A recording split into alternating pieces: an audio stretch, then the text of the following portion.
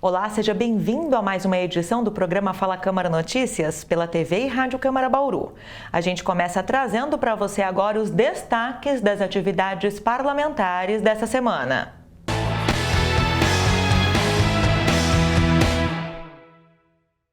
E os efeitos da reforma da Previdência para os servidores públicos do município foram assunto de uma audiência pública aqui na Câmara de Bauru. Confira com o jornalista Nelson Gonçalves. A audiência pública realizada aqui no plenário da Câmara Municipal de Bauru apresentou os dados do chamado cálculo atuarial, a projeção de despesas e receitas para o controle de caixa da Previdência que tem regime próprio aqui em Bauru. Luiz Cláudio Kogut, diante da emenda constitucional aprovada 103 no governo Bolsonaro, quais são os reflexos imediatos para os cálculos aqui de Bauru? Bem, a gente demonstrou aqui o resultado, né, da última avaliação atuarial. Teve algumas variações em relação ao ano passado, em relação a mudanças de métodos e hipóteses que foram impostos também pelo governo federal.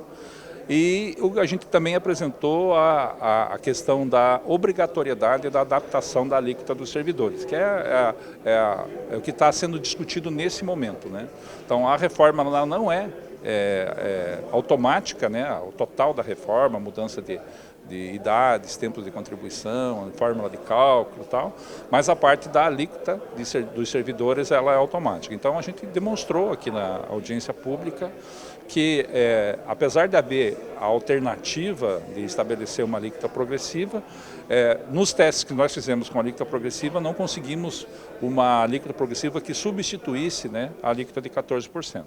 Então o que a norma diz é que você tem que ter uma receita de no mínimo 14% da folha, e a única forma que a gente conseguiu isso, dada a característica remuneratória aqui, né, que tem um grande número de servidores com remuneração baixa aqui, né, seria aplicar a alíquota linear de 14%.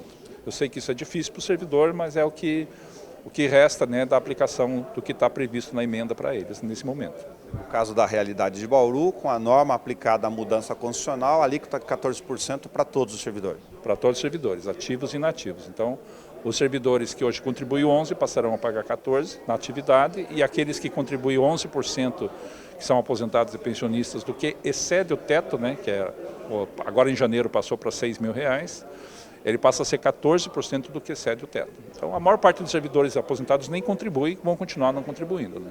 Uma previsão entre os municípios, uma expectativa de que aqueles que estão pagando os seus déficits no tempo e pagando os aportes, os chamados aportes, que teriam alívio no caixa. Não é o caso de Bauru.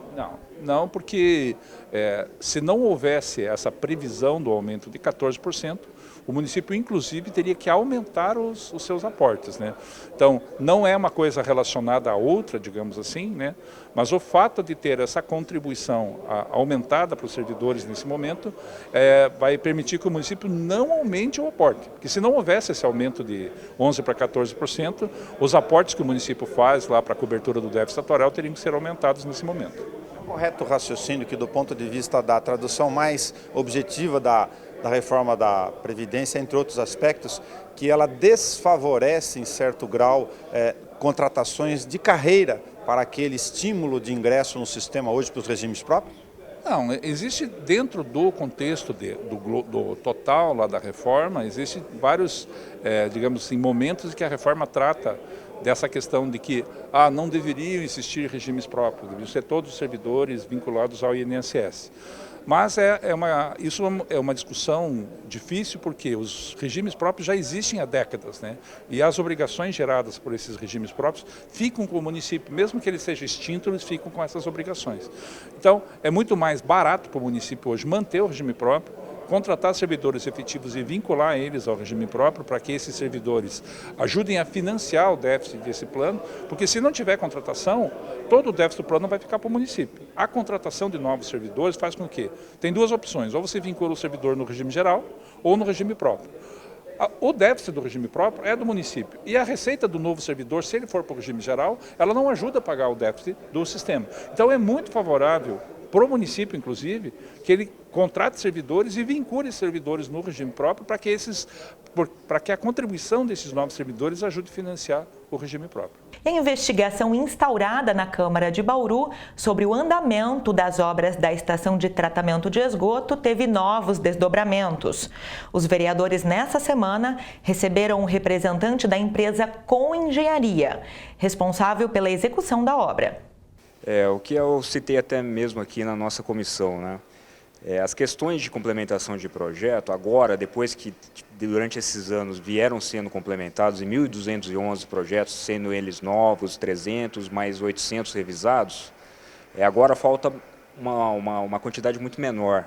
Então, situações muito mais fáceis de ser concluídas, entendeu?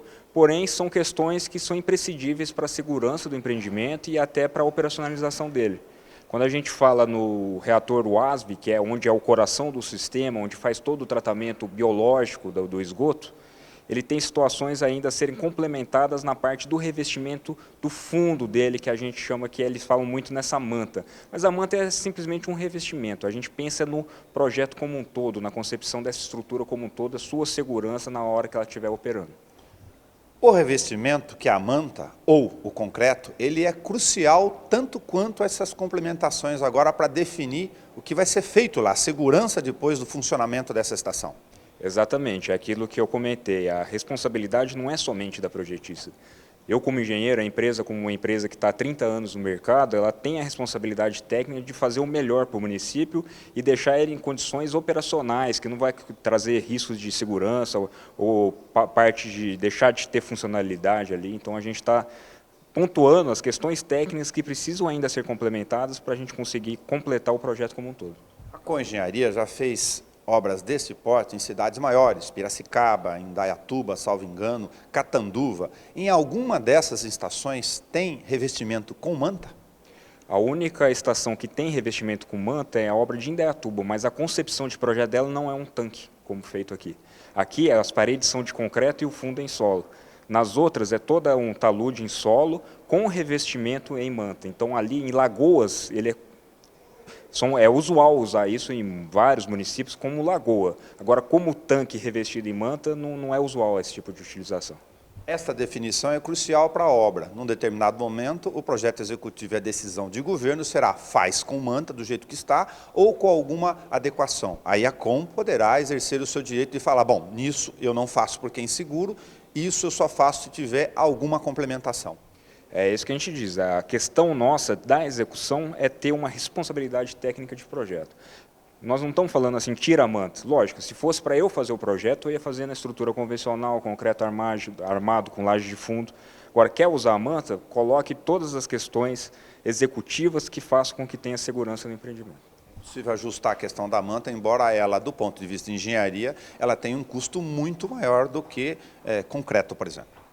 Exatamente, o custo do concreto ele é um custo maior, mas ele é uma obra que fica muito mais segura e com menos intervenções por causa da manta. A manta, se tiver qualquer defeito nela, você é obrigado a fazer intervenções nela para poder voltar ao estado natural dela. A terceira questão crucial para a conclusão da obra com segurança aqui é a limitação que o poder público tem de poder aditivar, aumentar os valores relacionados ao contrato em até 25% da contratação original. Já é sabido que isto, por uma série de razões, ultrapassariam hoje com todas essas revisões. Nós temos então uma estação de tratamento que o governo terá que decidir o que fazer, mas não completar ela para tudo que precisa. Eu entendo que operacionalmente é possível usar todo o recurso de contrato para deixar ela em forma operacional. Hoje é sabido que vai chegar nos 25% de aditamento. Se esse número será extrapolado, não é uma certeza que nós temos ainda, né? Porque os projetos foram chegando em dezembro, tem projetos chegando em fevereiro, então está sendo feito todo esse levantamento pela nossa equipe de engenharia. Mas é possível sim deixar ela em forma operacional com o recurso que existe no contrato. Moradores da Vila Falcão cobram promessas do prefeito Clodoaldo Gazeta de duplicação da Avenida Daniel Pacífico e outras melhorias no bairro. A reportagem é do jornalista André Godinho. A Avenida Daniel Pacífico é a principal ligação entre a região do Bela Vista com a da Falcão. Muitos veículos passam por ela diariamente, mas no cruzamento com a Rua Vital Brasil, a pista se afunila em mão única, o que causa transtorno aos motoristas.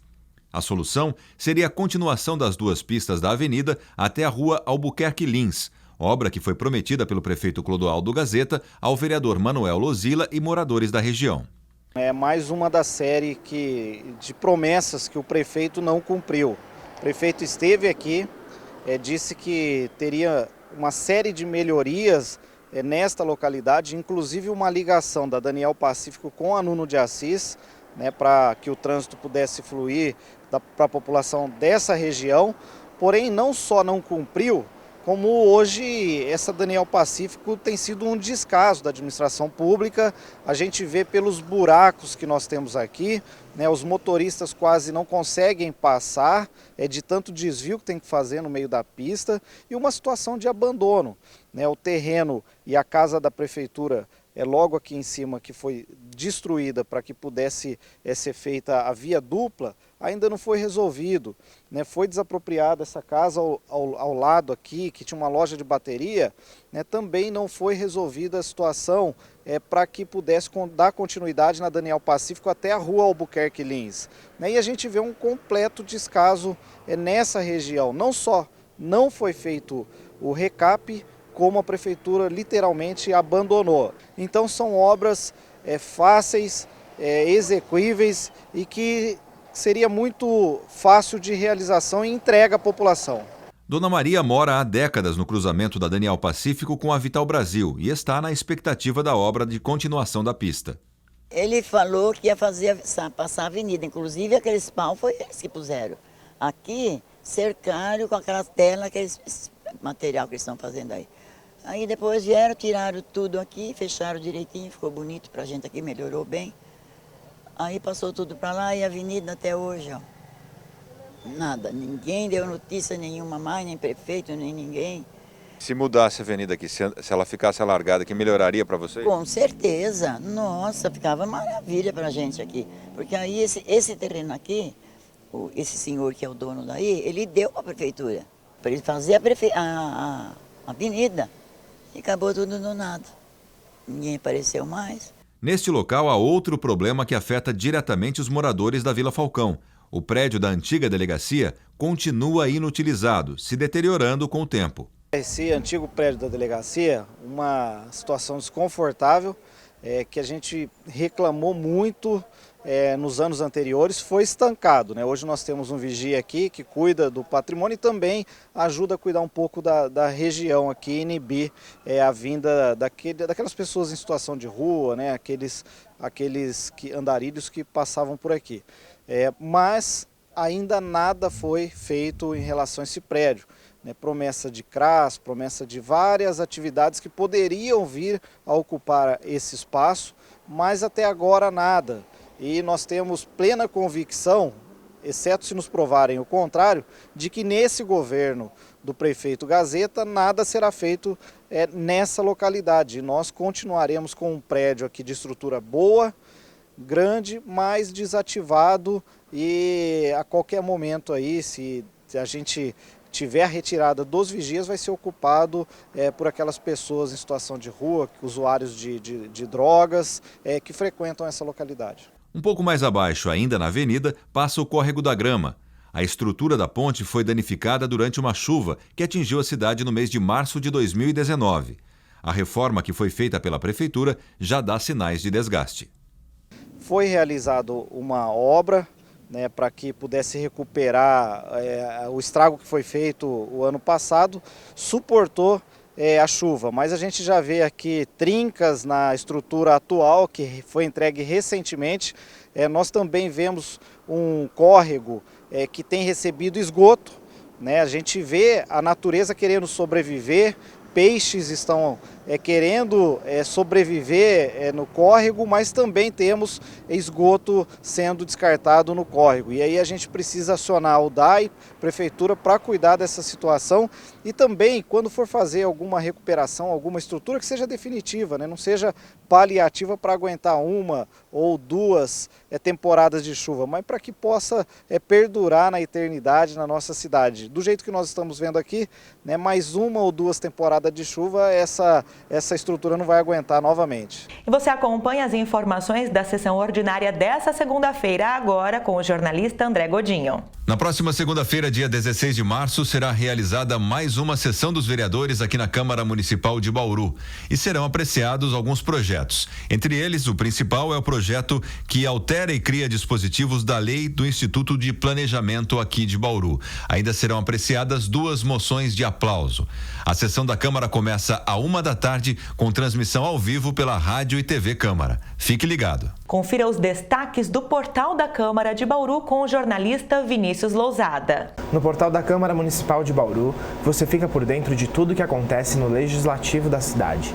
Na CEI da Coab, funcionários confirmaram saques em dinheiro com origem não comprovada e os vereadores fazem uma nova rodada de oitivas na próxima sexta-feira. Na CEI da Estação de Tratamento de Esgoto, a empresa construtora aponta risco de que a obra não seja concluída e os vereadores decidem convocar o prefeito Clodoaldo Gazeta. E na Comissão de Justiça, começa a tramitar um projeto de lei do Executivo que quer obrigar o plantio de pelo menos uma árvore na frente de cada imóvel da cidade. Tudo isso e muito mais no bauru.sp.leg.br. E essa foi mais uma edição do programa Fala Câmara Notícias, o espaço na TV e Rádio Câmara Bauru para a cobertura das atividades parlamentares. Você confere este programa em horários alternativos na nossa programação. Obrigada pela sua companhia e até a próxima.